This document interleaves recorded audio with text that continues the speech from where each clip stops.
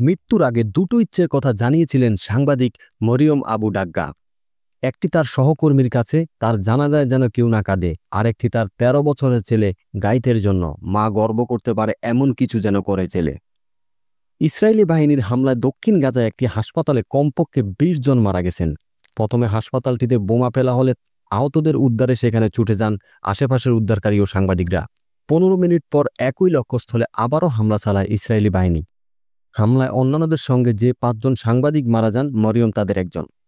মারিয়ম না চাইলেও তার জানাজায় তার সহকর্মীরা চোখের পানি আটকাতে পারেননি। আল নাসের হাসপাতালে এক সহকর্মী আহত হওয়ার খবর পেয়ে ছুটে গিয়েছিলেন মারিয়ম। এই হাসপাতাল থেকেই বেশিরভাগ সময় গাজা যুদ্ধের সংবাদ পুরো বিশ্বকে জানিয়েছেন তিনি।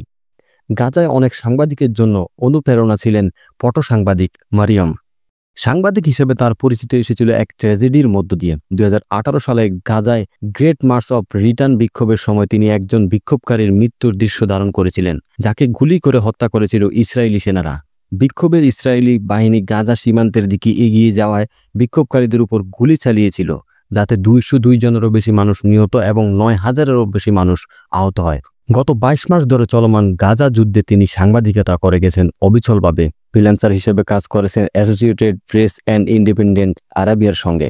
মরিয়ম তার ছেলে গাইদকে এক চিঠিতে লিখেছেন, আমি চাই তুমি সফল হও, নিজেকে প্রমাণ করো এবং একজন বড় ব্যবসায়ী হয়ে ওঠো। যখন তুমি বড় হবে, বিয়ে করবে এবং তোমার একটি মেয়ে হবে, তার নাম আমার নামে মারিয়াম রেখো।